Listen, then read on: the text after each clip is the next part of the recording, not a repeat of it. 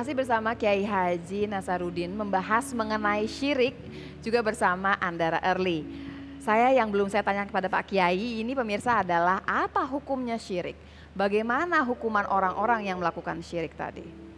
Itu dalam Al-Quran disebutkan, inna syirka la zulmun azim. Sesungguhnya syirik itu adalah perbuatan zalim yang luar biasa besarnya. Kan? Azim di situ ya. Jadi syirik itu dianggap zulm. Zulm yang kecil saja itu diazab atau diancam neraka ya kan. Iya. Semua dosa bisa diampuni kecuali syirik. Oh. Ya. Jadi kalau syirik itu tidak bisa dipermain-mainkan gitu ya. Kalau yang lainnya melakukan dosa-dosa apalah misalnya, mungkin saya tidak menyebutkan dosa apa yang lain selain pokoknya saya yang syirik sebutkan itu. Pak Kiai bagaimana? Kalau kan doa yang besar kita anggapnya membunuh orang. Ya itu dia. Berzinah gitu ya. Nah itu masih tidak dihitung sebesar syirik. Lebih besar syiriknya. Kalau kita koleksi ayat-ayat Al-Quran secara tematis itu kan. Ya, seolah-olah kalau kita syirik itu Tuhannya langsung tersinggung dalam. Kalau kita berzina, kalau kita membunuh misalnya, asal sudah menjalani hukuman itu that's it, selesai kan. Tapi kalau syirik itu dahsyat. Seolah-olah Tuhan itu sangat tersinggung. Iya. Kok kamu tidak tahu malu, tidak tahu diri, kami ciptakan kamu dalam keadaan yang sangat hina. Setelah jadi menjadi manusia seperti itu, kok bisa? Tega-teganya dan bisanya menyembah objek selain aku, padahal akulah segala-galanya untuk Anda. Kira-kira seperti itu. Jadi bisa kita pahami sebetulnya mengapa Allah Subhanahu Wa Taala mengancam dosa syirik itu sebagai dosa yang paling besar. Iya. Tapi Pak kan syiriknya tadi macam-macam kategorinya. Ada yang syirik yang halus tadi. Nah, kalau misalnya kayak seperti lebih duniawi gitu ya, seperti mungkin lebih terlalu intuit dengan kerjaan, lebih mementingkan duniawi daripada itu termasuk ibadah. Syirik halus juga nggak Pak Kiai? Betul, ini saya akan jelaskan sedikit ya. Dalam ada 3 kamus tentang syirik, kamus syariah, kamus tarekat, dan kamus hakikat. Pengertian syariah tentang syirik itu menyembah sesuatu selain Allah.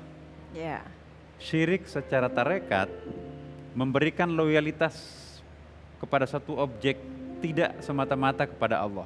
Nah ini masuk nih ya pertanyaannya Early ya. Dan syirik yang ketiga menurut ilmu hakikat, ya, khawasul khawas, menyaksikan sesuatu selain Allah itu syirik.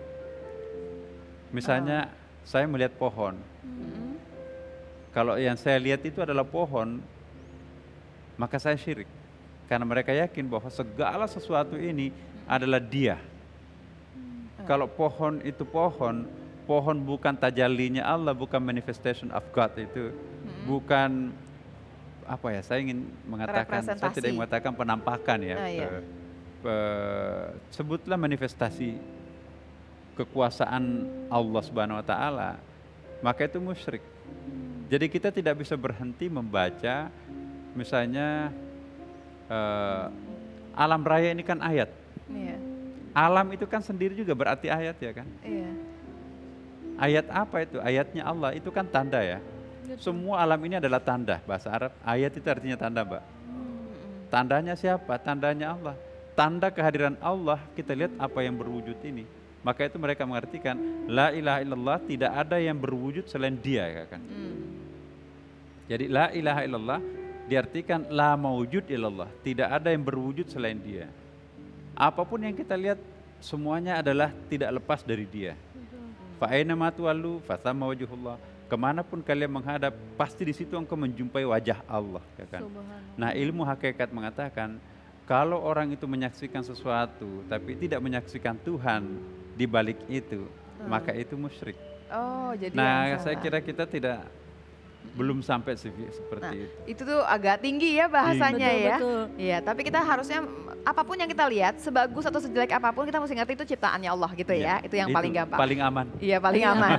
Tapi pertanyaannya Early belum terjawab nih, Pak Kiai. Berarti kan yang nomor 2 ini masuk kita loyalitas kepada sesuatu melebihi ibadah kita kepada Allah. loyalitas kita terhadap pekerjaan begitu. Pekerjaan melampaui loyalitas kita kepada Tuhan. Buktinya pekerjaan yang kita tekuni tidak sampai sholat. Betul. Sholatnya belakangan. Ya kan, wah ini Terbengkalai gitu iya. jadinya. pekerjaan belum beres, sholat nanti aja deh. Lewat sholatnya, pekerjaannya. Nah sesungguhnya itu sudah cacat itu. Atau ada beberapa kasus yang saya berhasil ini karena kerja keras saya, bukan karena auzubillah min dzalik, bukan karena Allah Subhanahu wa taala gitu. Ya, itu. Ada beberapa yang maksudnya pernah saya dengar seperti itu gitu. Jadi itu seperti apa tuh Pak Kiai? Dan jangan-jangan kita juga pernah mengatakan seperti itu kan. Sadar atau tidak sadar, itu kalau bukan saya, dia nggak jadi pejabat, saya kan yang pelakon waktu itu kan. Betul itu, betul. Iya. Anak kita sendirilah misalnya. Ada aku, kesombongan akunya gitu ya. Keakuan itu hati-hati, keakuan itu bisa kita gantikan posisi Tuhan di situ dan itu bisa menjadi musyrik gitu. Nah, tapi apakah syirik yang seperti ini yang diancam dengan azab yang paling tinggi? Saya kira ya serahkan pada Tuhan ya. Iya. Karena betapapun kita mengatakan dalam pandangan fikih memang itu syirik paling tinggi kan. Tapi dalam pandangan tasawuf, sebesar apapun dosa hambanya, jauh lebih besar pengampunan Tuhan. Oh, Allah itu selalu maha pengasih dan maha penyayang. Saya selalu megang yang itu memang Pak Kiai. Jadi kalau saya udah kebentur, udah dia minta maaf aja deh. Dan itu nggak salah. Iya. Dan ada hadis Nabi kan. Iya. Sesungguhnya jeritan tobatnya para pendosa, para penjahat, lebih merdu kedengaran Tuhan ketimbang gemuruh tasbihnya para ulama. Kenapa? Kenapa begitu Pak? Ketulusan kali Pak Kiai. Ulama bertasbih pekerjaannya. Oh, biasa. Memang pekerjaan tiap hari tapi dia kerjakan. Tapi kalau penjahat, iya. Ya pendosa, iya. Dia taubat ya, gitu. Tersimpuh, ya, tersungkur, menangis, meratapi dosa masa lampaunya yang besar. Itu lebih indah kedengaran Tuhan suaranya ketimbang gemuruh tasbihnya para ulama. Aduh. Jadi siapapun para penjahat, para pendosa, masih ada waktu untuk kita kembali kepada Tuhan. Selama belum Tuhan. Sampai liang lahat masih ada waktu. Iya. Kejar taubatnya kalau begitu.